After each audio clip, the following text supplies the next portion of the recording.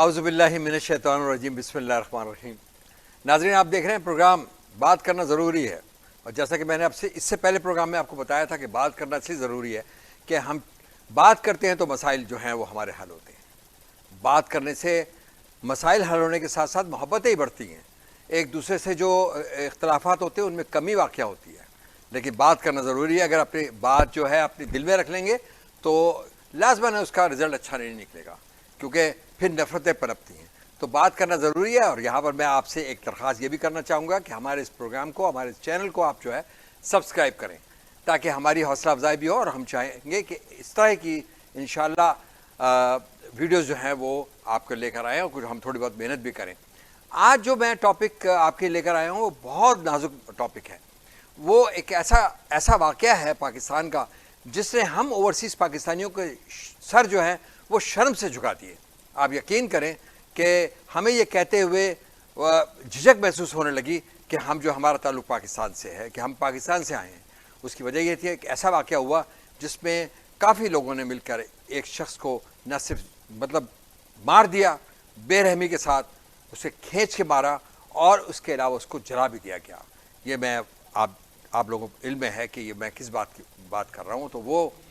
جو واقعہ تھا وہ سیالکوٹ میں ہوا، اور وہ سانحہ ہے سیالکوٹ کے نام سے منسوب ہے. اس وقت کیا وجوہات ہیں؟ آخر ایسی کیا وجوہات ہے کہ ہم لوگ جو ہیں وہ اس طرح کہ ہمارے معاشرے میں، ہماری سوسائٹی میں تشدد جو ہے وہ در آیا ہے؟ تو اس کے لیے ہمارے ساتھ جو ہیں مسعود عبدالی صاحب ہیں. اور مسعود عبدالی صاحب جو ہے کسی تعارف کے محتاج نہیں ہیں. لکھتے ہیں، رائٹر ہیں، تھنکر ہیں، سوچتے ہیں، اور ہماری رہنمائی بھی کرتے ہیں. میں ان کے واٹس ایپ پہ بہت سارے آتے رہتے ہیں آرٹیکل وغیرہ، میں ان کے پڑھتا بھی ہوں. اور ویسے بھی ہمارے بڑے فعال ہیں یہ ہمارے سوسائٹی کے. تو میں چاہوں گا ایک دفعہ پھر کہ آپ ہمارے چینل کو ضرور سبسکرائب کریں، اور ہم چلتے ہیں عبدالی صاحب کی طرف. تو عبدالی صاحب، جو آج کا جو ٹاپک ہے ہمارا وہ بہت تکلیف دہ ہے. ایسا تکلیف دہ ہے کہ ہم یقین کریں کہ میرا خیال ہے کہ بہت کم لوگ ایسے ہوں گے جو نہیں روئے ہوں گے. 95% لوگ اس واقعے پر روئے ہیں، کیونکہ ہماری حیثیت بہت ہم پریشان ہو گئے اس واقعے کے بعد. کیا خیال ہے آپ کا؟ اس میں متعلق کچھ روشنی ڈالی جائے. آپ نے کہا حساس ہے، یہ واقعہ حساس تو ہے، یہ شرمناک ہے، شرمناک ہے، دردناک ہے. یعنی اس واقعے کو اب مہینہ گزر گیا، لیکن کوئی دن ایسا نہیں جب مجھے یہ واقعہ نہ یاد آتا ہو. یعنی خیال آتا ہے کہ ایک شخص ہے، اس کو چوتھی منزل سے گرایا گیا، پھر اس کو مارا گیا، پھر اسی نیم یعنی جیسی جانبلب حال میں اس کو آگ لگا دی گئی. اور اس سے زیادہ جو مزید برا پہلو اس کا یہ ہے کہ سینکڑوں لوگ اس کو دیکھ رہے تھے، تماشا دیکھ رہے تھے، اور لوگ سیلفی بنا رہے تھے. اس حالت میں جب اس کو جلا رہے تھے تو سیلفی بنا رہے تھے. قطع نظر اس بات سے کہ اس کا جرم کیا تھا، جرم تھا کہ نہیں تھا، معصوم تھا کہ مجرم تھا. کسی بھی شخص کو اس انداز کے اندر مارنا، قتل کرنا، قانون کو اپنے ہاتھ میں لینا کسی طرح سے مناسب نہیں. پھر اس کے واقعے کو ہم دیکھیں کہ اگر اس کی تحقیقات کی جائے تو جو معلوم ہوا کہ وہ شخص جو تھا وہ فیکٹری میں، یعنی سری لنکا کا آدمی تھا، فیکٹری میں ایک کوالٹی کنٹرول مینیجر تھا. ظاہر کوالٹی کنٹرول مینیجر جو ہے وہ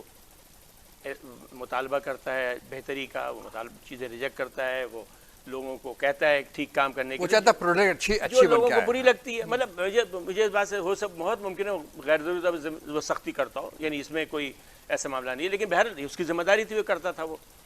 تو ایسے کچھ لوگوں کو اس کا یہ طرز عمل پسند نہیں تھا. یعنی ان کو اس سے بعض لوگوں نے یہ کہا کہ کچھ لوگوں کو برطرف بھی کیا تھا اس نے. تو انہوں نے یعنی جسے کہتے ہیں کہ اپنے اس انتقام لینے کے اس کو قتل کیا، اور قتل کے بعد اپنا جرم چھپانے کے لیے اس کو جو ہے توہین رسالت کا نام دے دیا. جیسا کہ آپ نے سنا ہوگا کہ پہلے سندھ کے دیہاتوں میں کافی ہوتے تھے پہلے واقعات کاروکاری کے، کہ ایک شخص نے قتل کیا کسی شخص غیرت کے نام پہ، غیرت جو قتل کیا بلا وجہ، غیر یعنی ذاتی لڑائی میں قتل کر دیا. اور اس کے بعد اس نے اپنی بہن یا بیوی کو لا کر کے اس لاش کے سامنے رکھا اور اس کو بھی قتل کر دیا، اور اس کے کہا یہ آشنائی کا نتیجہ تھا، اور یہ دراصل غیرت کا قتل ہے. اس کی وجہ سے پہلے زمانے میں غیرت کے قتل میں تھوڑا سا رعایت ہو جاتی تھی عدالت کے اندر. وہ ایک انتہائی مکروہ فعل تو تھا، لیکن اس سے زیادہ مکروہ فعل یہ ہوا کہ ہم نے توہین رسالت کے نام کے اوپر، یعنی اپنے جرم کو چھپانے کے لیے رحمت العالمین کا نام استعمال کیا. یعنی اس سے زیادہ بڑا جرم کوئی نہیں ہو سکتا.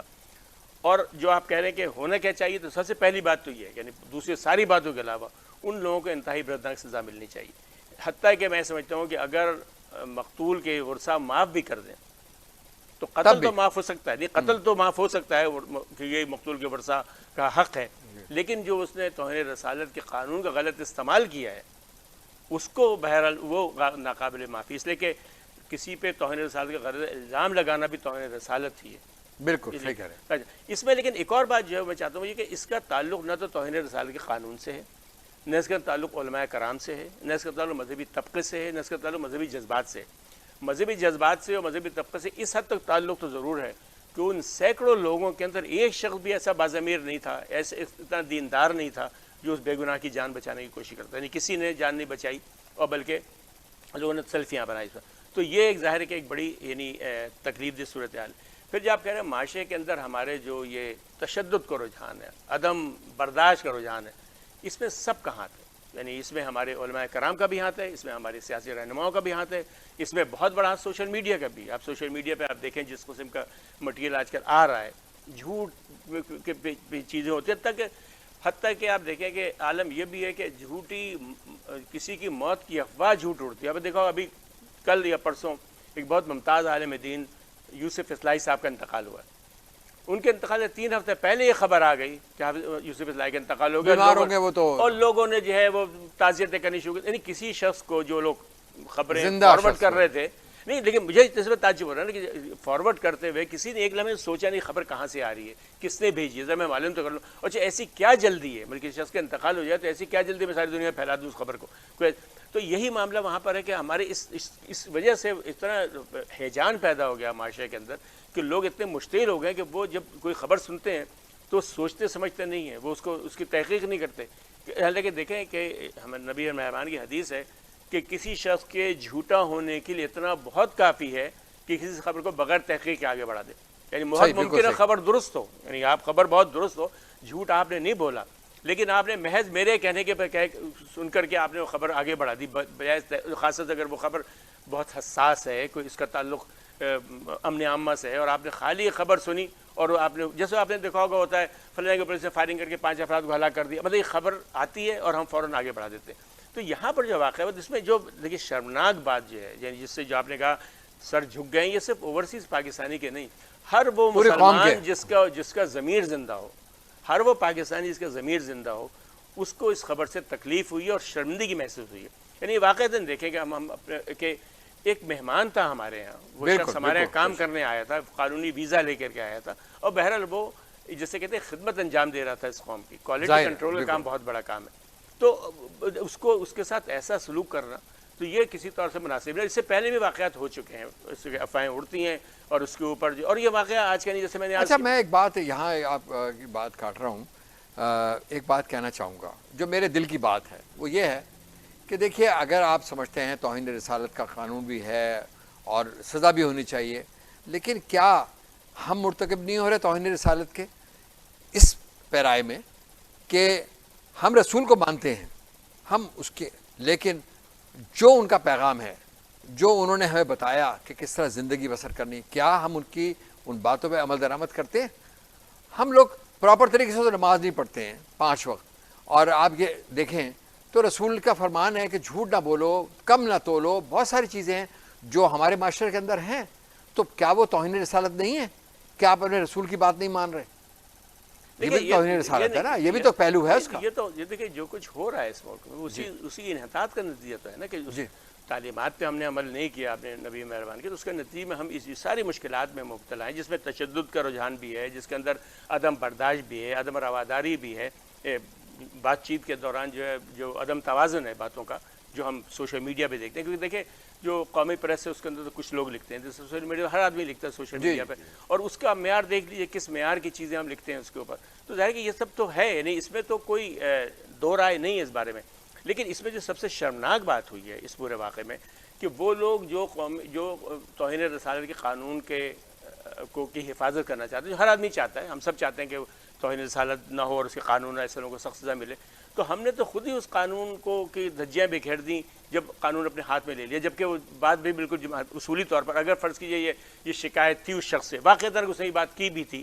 تو اس کا طریقہ تھا ہم اس کو پولیس کے حوالے کر دیتے اور تحقیقات کے معاملہ ثابت کر دیتے. جب آپ نے قانون اپنے ہاتھ میں لیا تو اس کا مطلب یہ ہے کہ آپ خود بھی قانون کو نہیں مانتے. قانون کو یعنی ایک قانون اسی وقت اچھا اور مؤثر ہو سکتا ہے جب اس پہ ماننے والے جو اس قانون کو تسلیم کریں, اس قانون کی حکمرانی ہو, عمل درآمد ہو. لیکن جب آپ نے خود قانون کو اپنے ہاتھ میں لے لیا تو اس کا مطلب آپ خود اس قانون کو اچھا, کیا یہاں پر ذمہ داری نہیں بنتی ہماری جوڈیشری کی کہ وہ اس پہ سخت ایکشن لیں؟ وہ لوگ جو اس کے اندر شامل تھے, ایویڈنسز ہیں موجود جن کے لیے,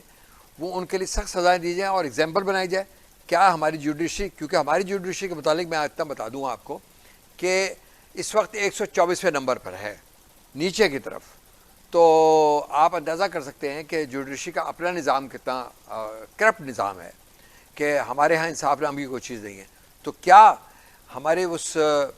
وہ مہمان کو جس کو ہم نے بے دردی سے قتل کر دیا اپنے ملک میں, کیا اس کو انصاف ملے گا؟ کیا اس کے بچے کو, اس کی بیوی کو, اس کے گھر والوں کو انصاف ملے گا؟ میں نے سوشل میڈیا پہ ایک تصویر دیکھی تھی جس کے اندر اس کی بیوی تھی اور اس کا بچہ تھا, اور اس کے نیچے کسی نے لکھا ہوا تھا کہ یہ بچہ ہمیشہ جو ہے پاکستانیوں سے اور پاکستانی قوم سے نفرت کرے گا. یہ کیونکہ اس کا مرحوم کا بچہ جس کو مار دیا گیا اس کے متعلق تھی. تو ہم لوگوں کے لیے لمحہ فکر نہیں ہے کیا؟ دیکھیں مطلب ایک اس بارے میں کہ یہ ظلم تھا, اس میں دو رائے نہیں ہے, کوئی بھی نہیں کہے گا. اور اگر اس بچے کو نفرت ہے,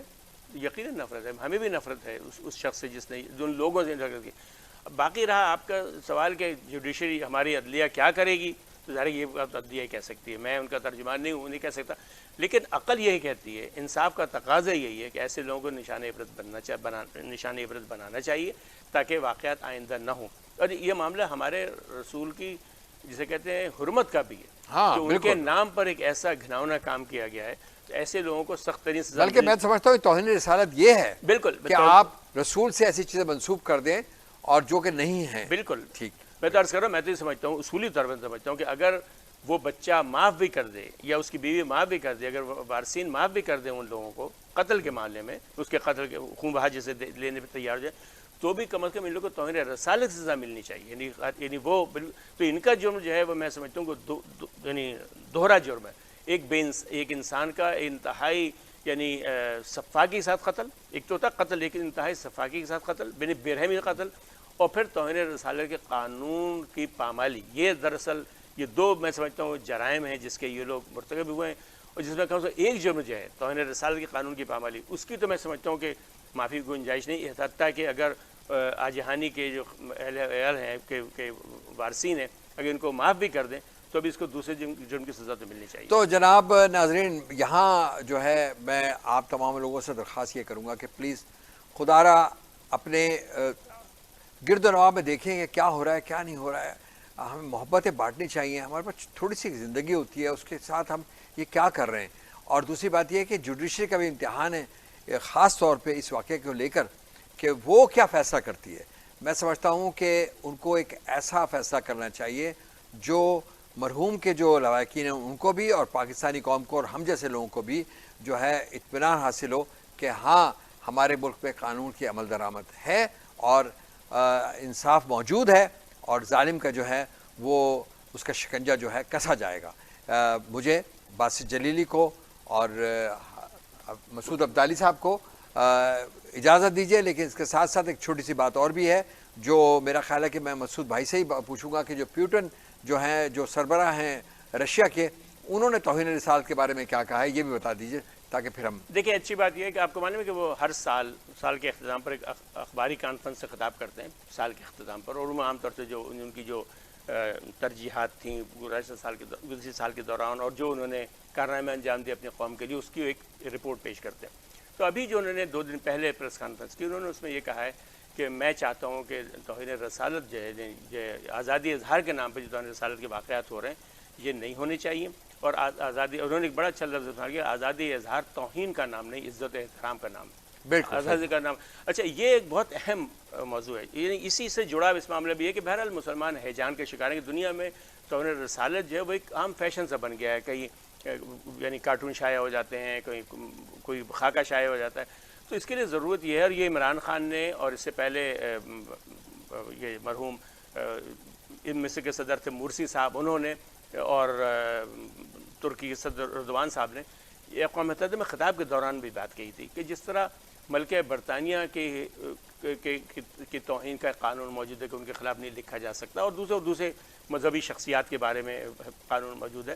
متبرک شخصیات کے بارے میں توہین نہیں کرنی چاہیے۔ تو ایسا دنیا میں عالمی قانون بننا چاہیے جس میں انبیاء علیہ السلام، یعنی اس میں صرف نبی مہربان صلی اللہ علیہ وسلم کی بات نہیں بلکہ تمام کے تمام انبیاء اور میں سمجھتا ہوں تمام